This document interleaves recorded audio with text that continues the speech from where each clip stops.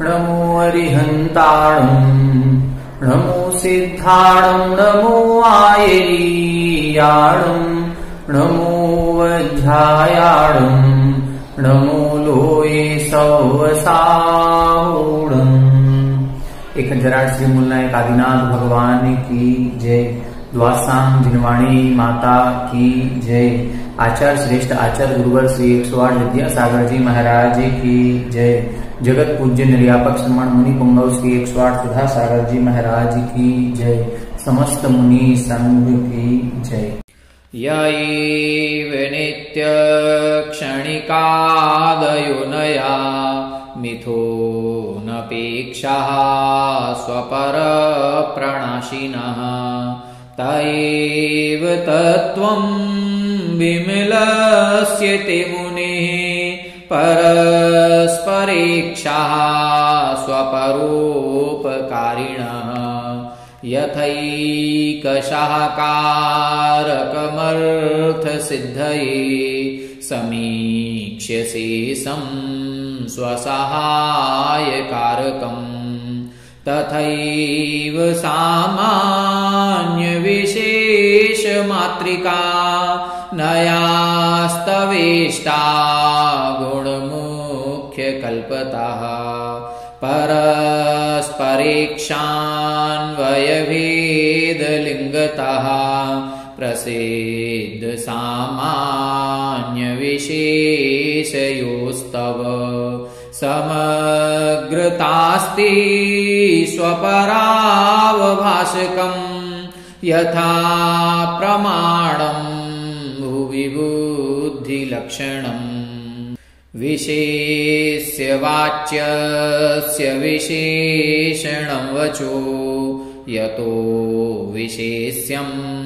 विनियम्यते च यत् तयोश्च सामान्यमति प्रसज्यते विवक्षितात् स्यादिति तेऽन्यवर्जनम् नयास्तव स्यात् पदसत्यलाञ्छिता रसोपविद्धा एव लोहधातवः भवन्त्यभिप्रेतगुणायतस्ततो भवन्तमार्याः प्रणता हितैषिणः अनन्तदोषाशयविग्रहो ग्रहो विषङ्गवान्मोहमयश्चिरं हृदि यतो जितस्तत्त्वरुचौ प्रसीदता त्वया ततो भूर्भगवानन्तजेत् कषाय नाम्नां द्विषतां प्रमाथिनामशेषयन्नाम भवानशेषवेत् विशोषणं मन्मथ दुर्मदामयम् समाधिभैसज्यगुणैर्व्यलीनयत् परिश्रमाम्बुर्भयवीचिमालिनी त्वया स्वतृष्णा सरिदार्यशोषिता असङ्घर्मार्कगभस्ति तेजसा परं ततो निर्वृतिधाम तावकम् सुहृत्त्वयि श्रीसुभगस्त्वमश्नुते द्विषं स्वयि प्रत्ययवत् प्रलीयते भवानुदासीनतमस्तयोरपि प्रभो परं चेत्रमिदं तवेहितम्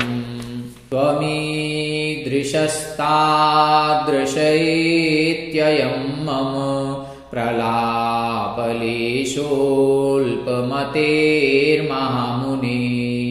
अशेषमाहात्म्यमनीरयन्नपि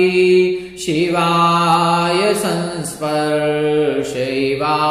देवामृताम्बुधे धर्मतीर्थमनघं प्रवर्तयन् धर्म इत्यनुमतः सतां भवान् कर्मकक्षमदहत्तपोऽग्निभिः सर्म शाश्वतमवाप शङ्करः देवमानवनिकाय सत्तमयि रेजिषे परिव्रतो व्रतो बुधैः तारका परिव्रतोति पुष्कलो व्योमनीव शशलाञ्छनो मलः प्रातिहार्य विभवैः परिष्कृतो देहतोऽपि विरतो भवानभूत् मोक्षमार्गमशिषन्नरामरान् नापि शासन् फलैषणातुरः कायवाक्यमनसां प्रवृत्तयो नाभवंस्तव मुनिश्चिकीर्षया नासमीक्ष्य भवतः प्रवृत्तयो धीरतावकमचिन्त्यमीहितम् मानुषीं प्रकृतिमभ्यतीतवान् देवतास्वपि च देवतायतः तेन नाथ परमासि देवता श्रेयसे जिनव्रस प्रसीद नः विधाय रक्षां परतः प्रजानां राजा चिरं यो प्रतिमप्रतापः व्यधात् पुरस्तास्वत एव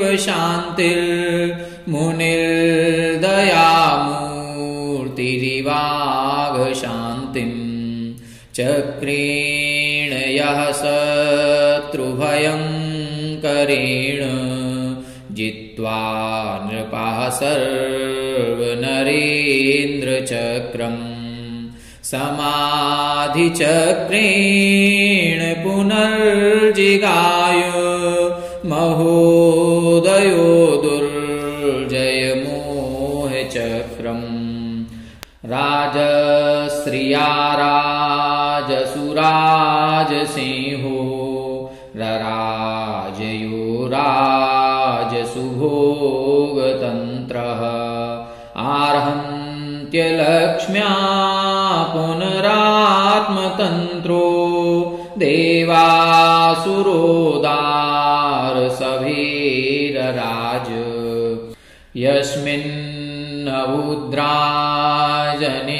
यस्मिन्नवुद्राजनिराजचक्रं मुनौदयादिधितिधर्मचक्रम् पूज्ये मुहुः प्राञ्जलिदेवचक्रम् ध्यानोन्मुखे ध्वंसीकृतान्तचक्रम् स्वदोषशान्त्या विहितात्मशान्तिः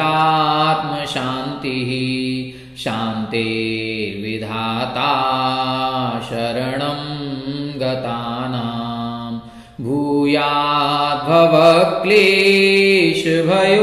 भूयाद्भवक्लेशभयोपशान्त्यै शान्तिर्जिनो मे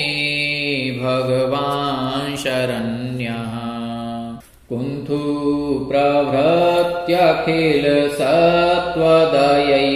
प्रभृत्यखिलसत्त्वदयैकतानः कुन्थुर्जिनो ज्वरजरामरणोपशान्त्यै त्वं धर्मचक्रमेह वर्तयसि स्म भूत्यै भूत्वा पुराक्षितिपतीश्वरचक्रपाणिः तृष्णार्चिषाः परिदहन्ति न शान्तिरासा मिष्टेन्द्रियार्थविभवैः परिवृद्धिरेव स्थित्यैव कायपरितापहरं निमित्त मिथ्यात्मवान् विषयसौख्यपराङ्मुखो वायं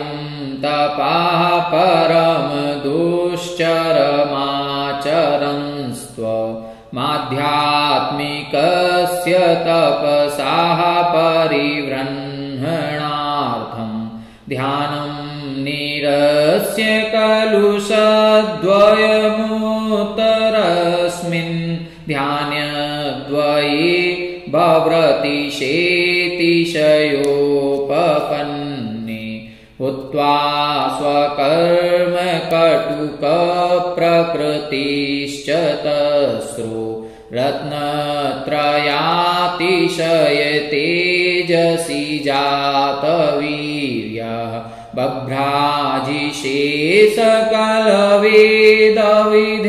बभ्राजिशेषकलवेदविधेर्विनेता व्यभ्रेयथा वियति दीप्तरुचिर्विवस्वान् यस्मान्मुनीन्द्र तव लोकपितामहाद्या विद्या विभूतिकणिकामपि नाप्नुवन्ति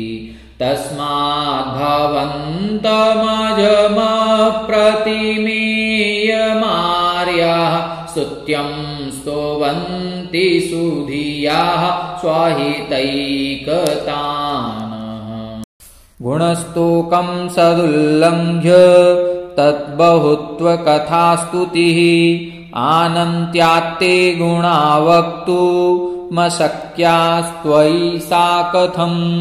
तथापि ते मुनीन्द्रस्य यतो नामापि कीर्तितम् पुनाति पुण्यकीर्तेर्नस्ततो ब्रूयाम किञ्चन लक्ष्मी विभव सर्वस्वम् मुमुक्षोश्चक्रलाञ्छनम् साम्राज्यं सार्वभौमं ते जरत्रणमिवाभवत् तव रूपस्य सौन्दर्यं दृष्ट्वा तृप्तिमनापिवान् द्वयक्षः शक्रः सहस्राक्षो बभूव बहुविस्मयः मोहरूपो रिपुः पापः कषायभटसाधनः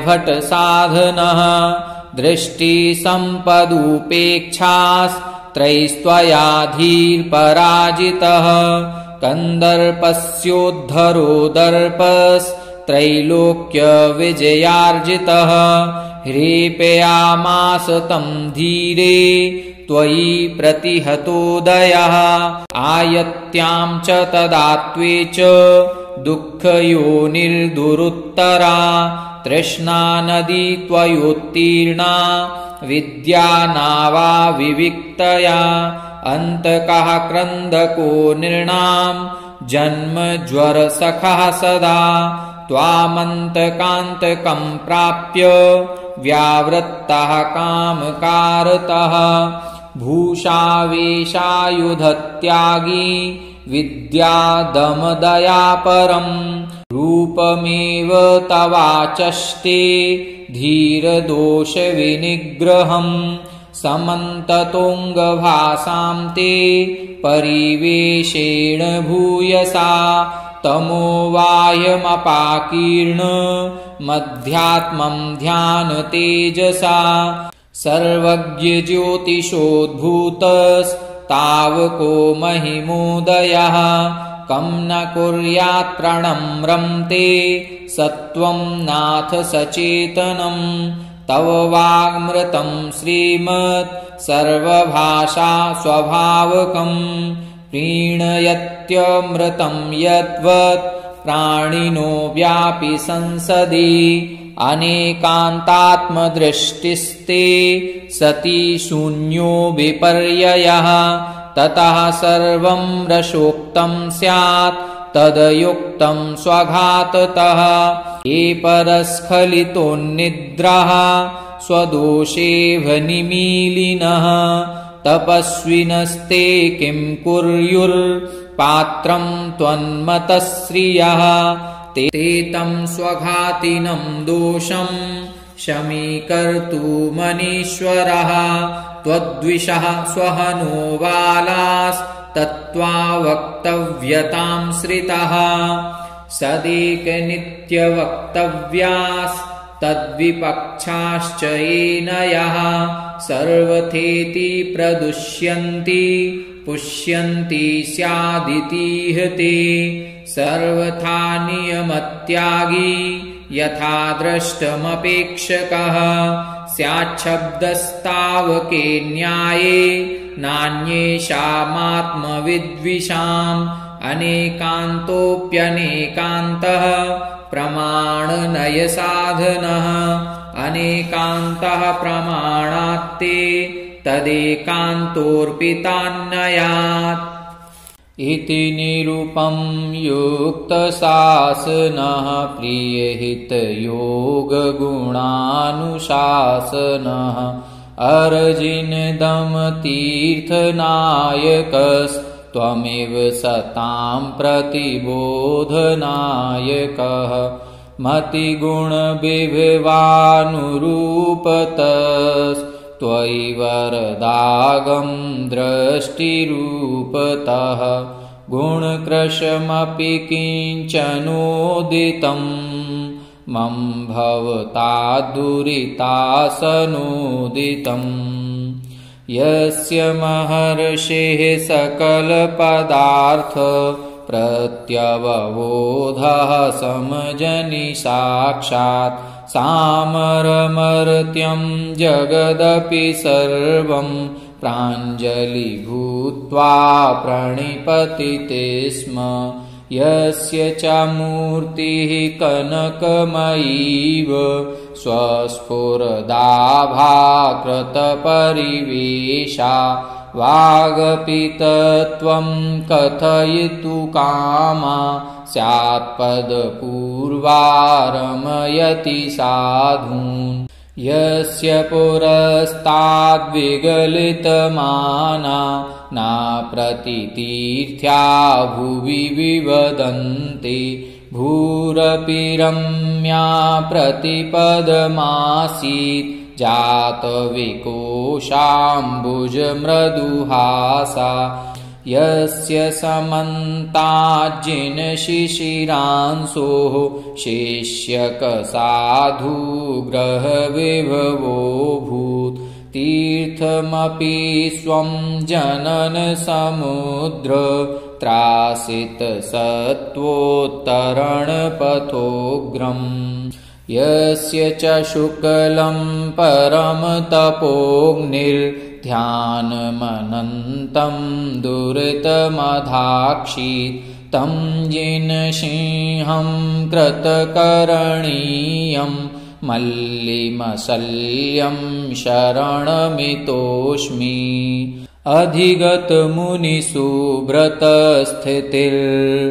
अधिगतमुनिसुव्रतस्थितिर्मुनिवृषभो मुनिसुव्रतो नघः मुनिपरिषदि निर्बभौ भवानुडु परिशतपरिवीतसोमवत् परिणतशिखी कण्ठरागया कृतमदनिग्रहविग्रहाभया तव जिनतपसः प्रसूतया ग्रहपरिवेशरुचेव शोभितम् शशिरुचिशुचिशुक्ललोहितं सुरभितरं विरजोनिजं वपुः तव शिवमतिविस्मयं यते यदपि च वाङ्मनीषीयमीहितम् स्थितिजनन्निरोधलक्षणं चरमचरं च जगत्प्रतिक्षणम् इति जिनसकलज्ञलाञ्छनं वचनमिदं वदतां वरस्यते दुर्तमलकलङ्कमष्टकं निरुपमयोगवलेन निर्दहन् अभवदभवसौख्यवान् भवान् भवतु ममापि भवोपशान्तये स्तुतिः स्तोतुः साधुः कुशलपरिणामाय सतदा भवेन्मा वा स्तुत्यः फलमपि ततस्तस्य च सतः किमेवं स्वाधीन्यात् जगति सुलभे श्रायसपथे स्तूयान् त्वां विद्वान् सततमभिपूज्यं नमिजिनम् त्वयाधीमन् ब्रह्म प्रणधिमनसा जन्मनिगलं समूलं निर्भिन्नं त्वमसि विदुषां मोक्षपदवी त्वयि ज्ञानज्योतिर्विभवकिरणैर्भाति भगवन् न भुवन् खद्योता इव शुचिरवावन्यमतयः विधेयं वार्यं चानुभयमुभयं मे श्रमपि तत् विशेषैः प्रत्येकं नियमविषयैश्चापरिमितैः सदान्योन्यापेक्षैः सकलभुवनज्येष्ठगुरुणा त्वया गीतं तत्त्वं बहुनय विवक्षेतरवशात् अहिंसा भूतानां जगति विदितं ब्रह्म परमम् न सा तत्रारम्भोऽस्त्यणुरपि च यत्राश्रमविधौ ततस्तस्येद्यर्थं परमकरुणो ग्रन्थमुभयम् भवानेवात्याक्षीन् च विकृतवेषोपधिरतः बपुर्भूषावेश व्यवधिरहितं शान्तकरणं यतस्ते सञ्चष्टे स्मरशरविशातङ्कविजयम् विना भीमैः शस्त्रैः हृदयामर्षविलयम् ततस्त्वं निर्मोहः शरणमसि नः शान्तिनिलयः भगवान् ऋषिः परमयोगदहन् हुत्कल्मषेन्धनः ज्ञानविपुलकिरणैः सकलं प्रतिबुध्य बुद्धकमलायते क्षणः हरिवंशकेतुरनवद्य विनयदमतीर्थनायकः शीलजलधिरभवो बिभवस्त्वमरिष्टनेमिजिनकुञ्जरोजरः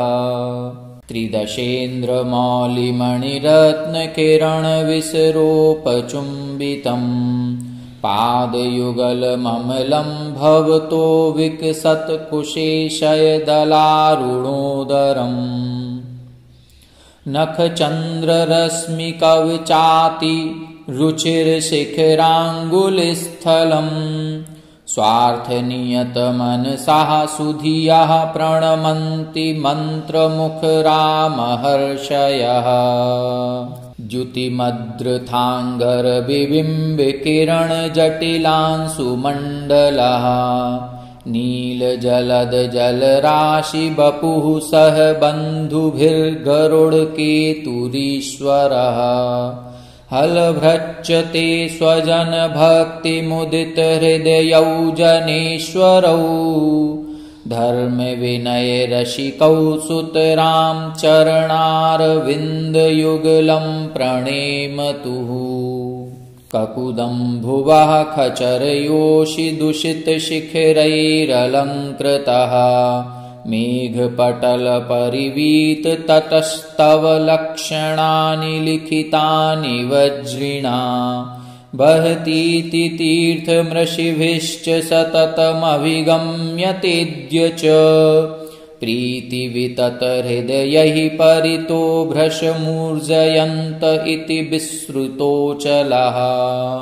बहिरन्तरप्युभयथा च करणमभिघाति नार्थकृत् नाथयुगपदखिलं च सदा त्वमिदं तलामलकवत् विवेदथ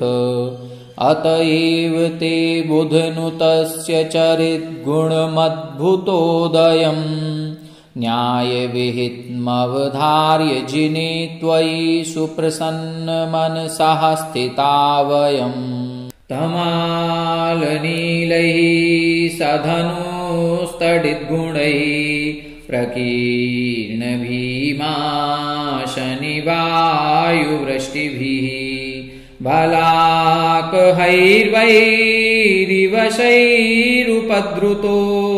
महामनायो न चचालयोगतः बृहत्फणामण्डलमण्डपेन यं स्फुरत्तडेत्पिङ्गरुचोपसर्गिणम्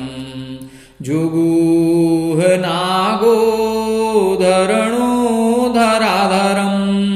विरागसन्ध्यातडिदम्बुदो यथा स्वयोगनिस्त्रिंशनिशातधारया निशात्ययो दुर्जयमोहविद्विषम्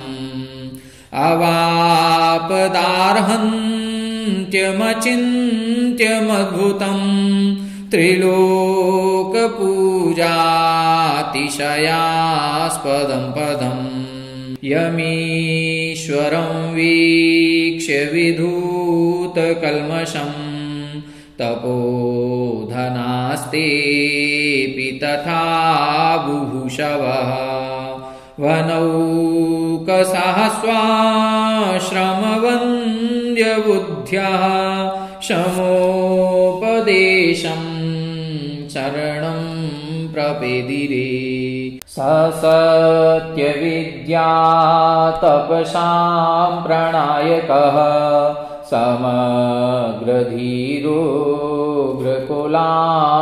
समग्रधीरोग्रकुलाम्बरांशुमान् मया सदा पार्श्वजिनः प्रणम्यते